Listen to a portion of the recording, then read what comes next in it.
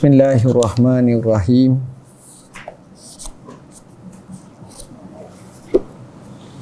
Hikmah yang ke-11 daripada kitab Hikam Ahasinul Kalim.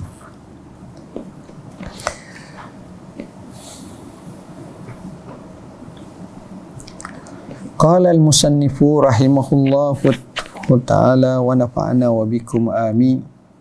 Idfin wujudaka fi ardil khumul fama nabata mimma lam yudfan la yatimmu natajuhu. Tanamlah kewujudanmu di bumi yang tidak terkenal, kerana sesuatu yang tumbuh sendiri tanpa ditanam sudah tentu hasilnya tidak sempurna.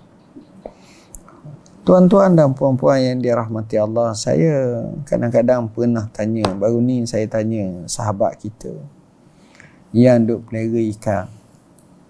Ada jenis ikan-ikan kecil, ikan-ikan seperti ikan talapia, ikan pating. Dia bagi tahu apa yang dilahirkan secara tabi'i ini bagus, comel. Mungkin benih tu lambat besar. Tapi kalau hak beli hak yang telah dikenal pasti, yang telah dibiarkan cara betul-betul, yang itu cepat besar. Maknanya perjalanan kita ni kadang-kadang kita tengok alam ni, hak yang ditanam dengan sebenar-benarnya itu tumbuh dengan subur, dengan baik, tapi hak terbiar tumbuh-tumbuh tu beza. Siapa pernah pergi tempat banyaknya buah kelapa, pokok-pokok kelapa yang ada sebahagian di Perak, ada di negeri-negeri lain pun ada yang banyak kelapa. Tokek-tokek kelapa ni terpaksa tanam kelapa.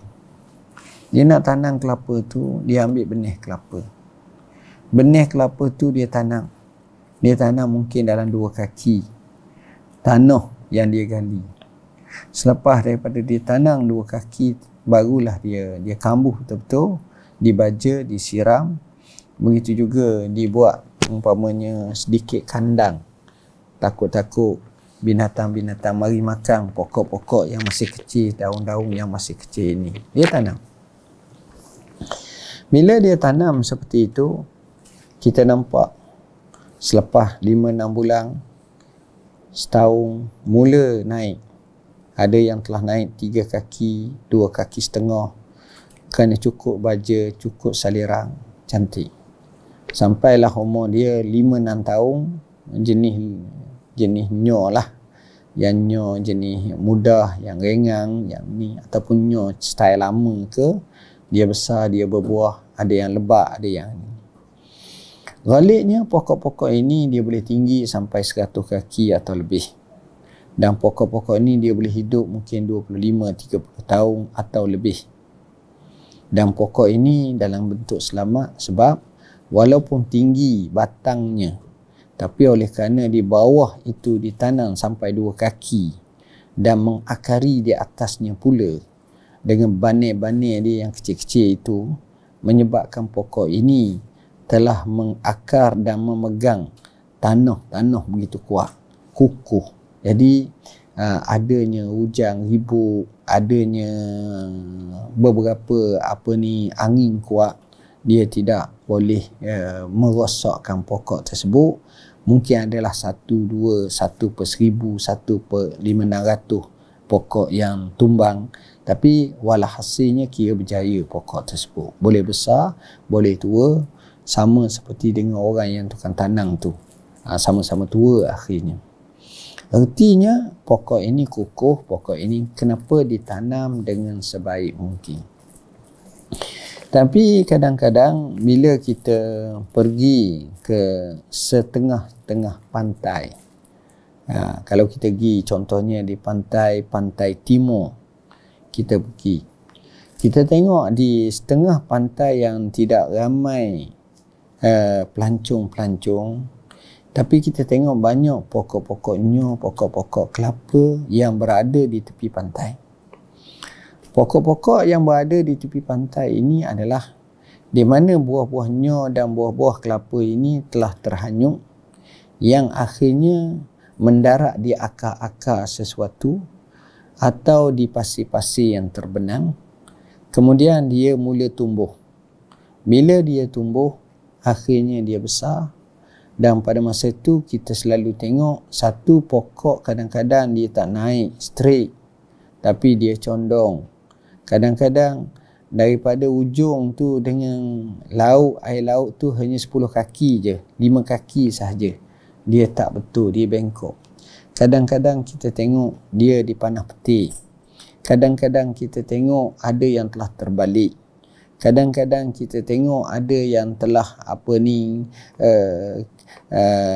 rosak dan kita nampak mati dan seumpamanya. Kenapa ini berlaku? Kerana tak ada orang tanam pun pokok ni. Kalau 10 kita tengok, yang okey benar tu satu je.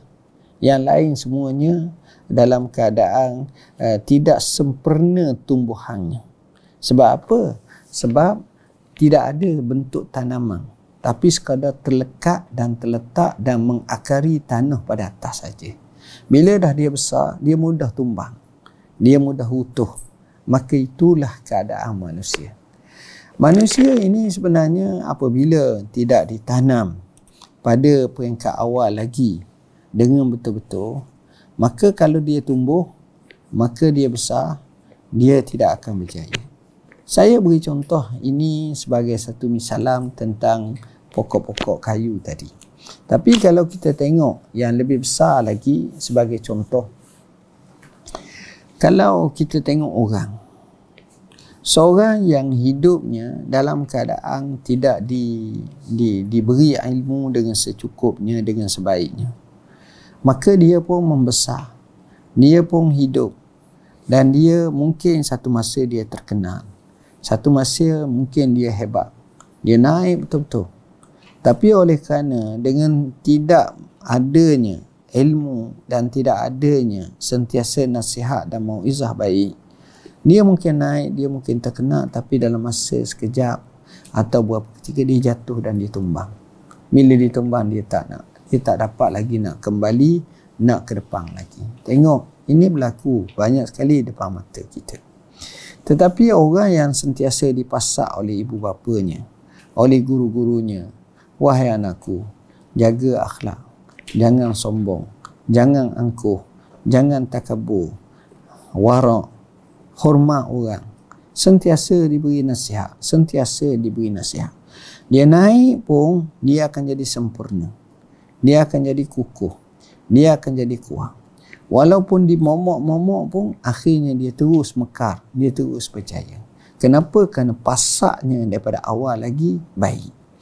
Pasak ini adalah penting dalam keadaan kita nak lihat jangka panjang. Bukan sekadar jangka panjang duniawi, tapi terus menerobos kepada akhirat. Jangka panjang seperti inilah yang kita nak supaya mereka ini berjaya dalam kehidupan. Bak kata pujangga Arab, ish khamilaz zikri bainan nasi warda bihi fazaka aslamu fid dunya wa fid dini man asharan nasa lam taslam diyanatuhu walam yabin tahri wala baina tahrikin wa taskini. Hiduplah berkeadaan biasa antara manusia dan rendah diri, redalah. Yang demikian itu lebih selamat di dunia dan juga akhirat. Siapa yang tamakkan urusan manusia tak akan selamat dan dia akan berserah ikut haluan orang lain. Jadi apa yang kita bincangkan di sini ialah supaya sentiasa kita faham. Sebenarnya banyak di kalangan kita nak menguruskan kemasyhuran ni paling payah. Sehingga Imam Ahmad dinisbahkan kepadanya berdoa kepada Allah supaya dia tidak dimasyhurkan di kalangan manusia, tapi dia tetap dimasyhurkan. Bishr Al-Hafi pernah kata, padamkanlah namamu dan perbaiki makananmu. Maknanya tak perlulah kamu nak jadi orang yang terkenal sangat, tapi elokkanlah makananmu dengan makanan yang halal yang diberkati Allah. Sebahagian ulama kata tidak harus dan tidak layak jalan kita ini diikuti kecuali oleh kaum jiwa mereka yang tiada kotoran. Jadi orang-orang tasawuf dia akan jaga seperti ini.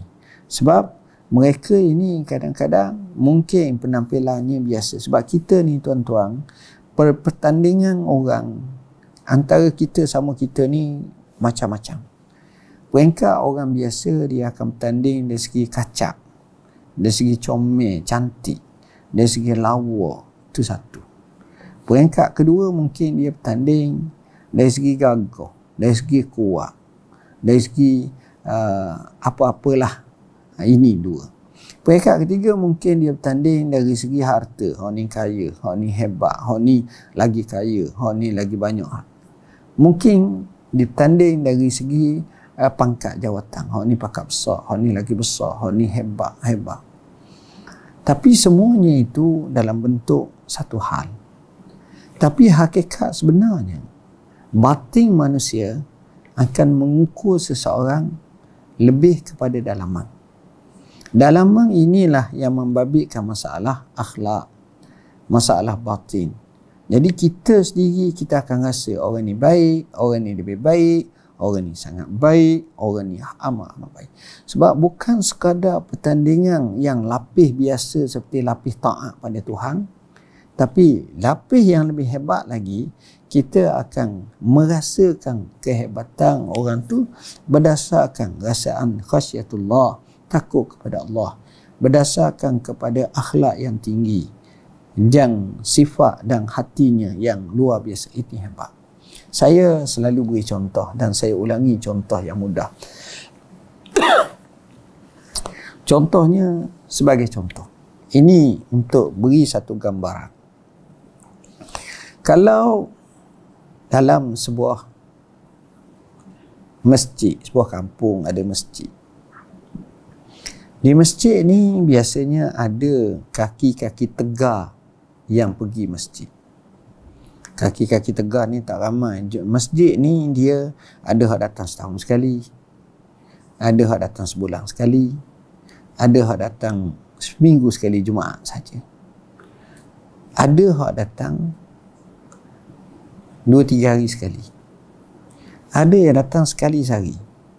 Tapi nadir dan sedikit yang datang setiap waktu. Ini adalah golongan pilihan Allah.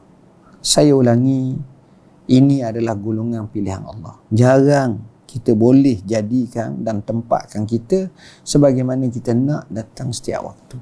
Tapi kalau dia asuh, dia ajar, dididik, maka kita boleh jadi seperti itu. Baik.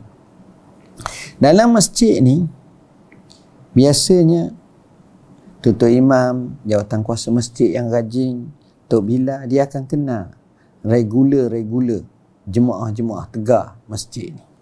Jemaah ni ujang ke tak ujang ke, orang mari rumah dia ke, biasa dia datang. Dia datang ke masjid. Jadi golongan ni tak ramai. Mungkin dalam 5-6 orang, 10 orang, tengok kawasan lah. Ada tempat yang ramai sikit, 1 saf, 2 saf, 3 saf.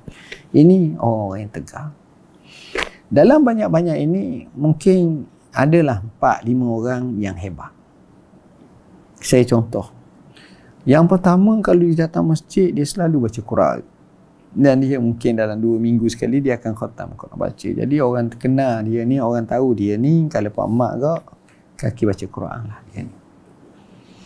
Hak yang kedua pula ni jenis selalu bawa tasbih, zikir je. Subhanallah, alhamdulillah, Allah. Jadi dia pegang untuk zikir je, la ilaha illallah, la ilaha illallah. Jadi terkenal dengan kaki zikir dia. Yang ketiga pula terkenal dengan kuat semayang. Semayang sunat banyak, semayang ni. Dia semayang banyak, maka hebat orang ni sebab dia kuat semayang. Yang keempat ni pula mungkin dia terkenal dengan kita kata sifat dia suka datang masjid awal. Datang masjid awal, maknanya orang datang mesti dia nombor 1 dalam ramai-ramai, dia nombor 1 dan duduk saf pertama. Ni Pak. Yang kelima, dia bukan yang pertama, dia bukan yang kedua, dia bukan yang ketiga, dia bukan yang keempat, tapi dia buat semua. Dia lebih kurang je. Quran dia bacalah sikit-sikit, zikir dia buatlah sikit-sikit. Datang awal sekali-sekala dia memang awal sangat, kadang-kadang dia sederhana, dia datang. Begitu juga. Jadi masing-masing ni ada kelebihan masing-masing. Ada kelebihan masing-masing. Dan masing-masing kata orang ni hebat, kecuali nombor 5 lah. Nampak dia ni kata orang boleh ikut semua. Tapi bukanlah ke depan. Hak ni hebat. Hak nombor 5 sahaja yang diikut je semua. Satu hari 5 orang ni ajak berpakat untuk pergi makan nasi Arab. Contoh, makan nasi Arab ni. Jadi oleh kerana jarang boleh makan nasi Arab, mereka setuju untuk makan dan mereka order. Order pula banyak, kambing, setengah kambing. Masya Allah. Ayam pula. Kira nak makan sungguh lah hari tu. Rasa mereka laparkan diri. Lepas sembahyang zuhur tu baru pergi. Pukul 2 baru sapa. Pagi tak makan pagi. Jadi puas hati makan. Jadi dengan makanannya yang sedap ini banyak ni, makan ini ni, berkira-kira setiap orang tu kena bayar lah dalam RM50 seorang ke, RM60 seorang ke, ataupun RM70 seorang. Kena bayar lah sepatutnya. Makan. Masa makan tu dengan bersungguh-sungguh makan, puas hati makan, dengan lauk ditambah begini-begini. Sudah makan tersebut, kawan hak nombor 5, hak tak lebih bukan kaki baca Quran, bukan kaki sangat, dia sederhana, dia buat semua sikit-sikit. Dia minta izin dulu. Dia kata minta izin dulu, hamba nak kena balik dah, ada tugas lain, ada gini. Kawan ni kata okey lah. Kawan ni kata okey. Jadi empat-empat ni tengah makan lagi ni. Makan. Dia makan dah tadi, dia makan yang cepat gini. Sudah makan sampai bil. Tengok bil tu RM500. Allah. Mereka bajet dalam RM60 seorang je. Jadi capur pula seorang dia lari dah dulu. Tinggal 4 pula. RM500 bagi 4 ni 100 lebih dah seorang. 110, 100 berapa? 112 ke 115 seorang. Contoh lah. Maknanya banyak.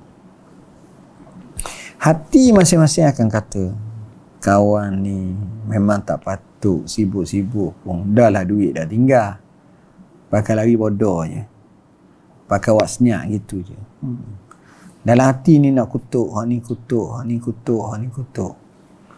Lepas tu bos daripada 4 orang ni pun tengok. Syekh, entah ada berapa. Hak ni pun bukalah wallet. Tengok ada RM1 pun buat keluar. RM10 pun buat keluar. Tengok aku ada 85 je. Okey, kau itulah kata kau tak bagi tahu nak makan sedap macam ni. Capur pula kawan kita satu hal pula perangai macam tu. Jadi ni kata aku ada 90.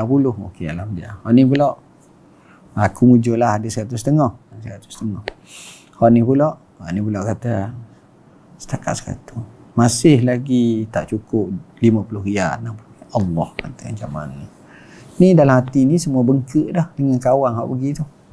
Dah lah nampak tadi dia makan bersungguh sangat, banyak pula makan pula. Boleh tahan juga dia, bukanlah tak makan, dia makan minum air, tapi dia cepat pergi. Allah kata. Kita nak telefon pun dia silent dah telefon. Dia sibuk sangat dah, dia tak tahu apa benda. Tuan-tuan, empat-empat ni akan terasa macam mana ni. Ni perangai hak nombor 5 ni. Okey ke tidak okey ke, betul ke tak betul ke, macam mana ni. Akhirnya dah lah cari macam mana, tak apalah, kita niat kita akan berhutang RM50 tu sebab kita tak sangka bayaran tu semahal macam ni, tapi memang makan sedap. Mereka pun pergi kat kaunter, ambil apa ni dia punya kertas dengan harga RM550 tu, letak atas kaunter.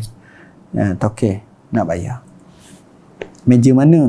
Dia sebutlah meja nombor 8. Nombor 8. Oh ya, nombor 8. Dia pun kira. Okey. Berapa? RM550. Masing-masing pun ketah buat keluar tangan. Dengan Dalam hati ni bengkak gerang kepada kawan hak nombor 5 tu. Tengah nak keluar, kawan ni kata, token ni kata, saudara-saudara, tak payah-payah.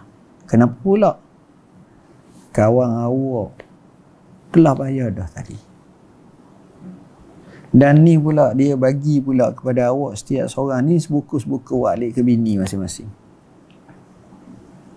Tuan-tuan, apa perasaan hati kawan-kawan ni semua? Walaupun dia kaki Quran, walaupun kaki masjid awal, walaupun kaki zikir, walaupun kaki kita kata apa nama ni sembahyang, dia kata apa? Jahat aku. Masing-masing menjahatkan diri sendiri. Berdosa aku. Dah lah maki kat 3 guni seorang kepada kawan tu. Akhirnya kata apa? Baik sungguh dia. Kenapa? Kerana baik di situ bukan ukur masalah sembahyang saja, bukan masalah puasa saja, bukan masalah ibadat saja. Tapi kita tengok kerana pemurah dia, kerana dia take care kawan dia, dan dia pula buat macam surprise macam tu, terkejut kawan tu. Dan dalam keadaan macam tu, masing-masing lepas ambil sebuku seorang pula, tengok, ingat kepada bini, tahu dah masing-masing ni, naik dalam kereta, senyum, senyap je, mikir seorang, mengelamu. Pak-pak orang ni kata, ya Allah, kata, kita ni baca Quran saja ya. Hak ni kata aku pun sama, duk main zikir, tapi perangai dalam tu. Beberapa kawan kita jauh lebih baik. 500 setengah. Kita tahu gaji dia hanya 1,000 je sebulan.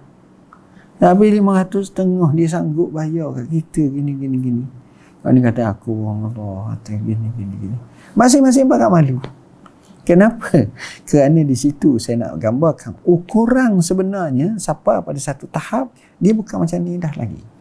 Dia ukuran sebenarnya macam mana kita tengok pengorbanan, kita tengok sikap, macam mana cara seseorang itu berinteraksi. Ini dia, dengan akhlaknya, dengan sikapnya, dengan keadaan macam ini, kita kata mereka jauh ke depan daripada hak ni, masih lagi dalam rentak yang sama, dalam keadaan yang sama, tapi hak ni ke depan sangat. Ini yang kita kata as-sabiqunal awwalun, orang-orang yang terdahulu. Mintalah ya Allah kita jadi as-sabiqunal awwalun. Tapi golongan ini sullatun minal awwalin wa qalilun minal akhirin. Masa zaman dulu ramai, tapi zaman sekarang tak ramai. Mereka ni kalau kita tengok berada dalam keadaan yang luar biasa. Kenapa? Kerana mereka ni bina keikhlasan. Ikhlas ni satu perkara yang mahal. Bukan perkara yang murah. Dan bukan perkara yang mudah. Kerana ijtihad kita nak dapat ikhlas, dia akan muncul kod lain. Dia mari kod lain. Dia akan datang kod lain. Dia akan cuba goda kita kod lain. Kalau kita baca sejarah sebagai contoh, Uwais Al-Qarani, bagaimana penduduk bumi asalnya tak kenal, kecuali selepas datangnya Sayyidina Umar ibn Al-Khattab mencarinya. Penduduk bumi tak terkenal dia, penduduk langit saja yang terkenal dia. Tapi kita tengok selepas daripada itu, tapi dia makhfi, dia tak mahu dikenali, dia tak mahu. Macam kami telah cerita pada minggu lepas, seorang ulama besar, Muhammad ibn Al-Munkadir rahimahullah ta'ala, yang ada seorang duduk Madinah, doanya mustajab. Bila tahu saja hal dia, terus dia lari, dan orang tak kenal kehidupan dia. Sebab apa? Sebab mereka ni benar-benar ikhlas.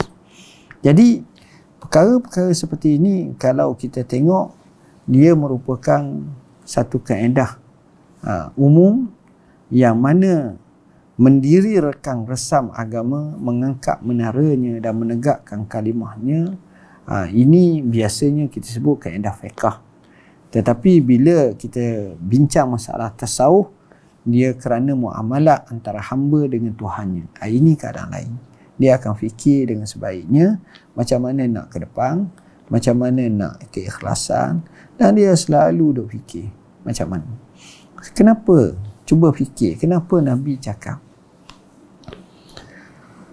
lau anfaqa ahadukum misla uhudin, kalaulah seseorang daripada kamu nak berinfak duit ataupun emas sebesar gunung Uhud,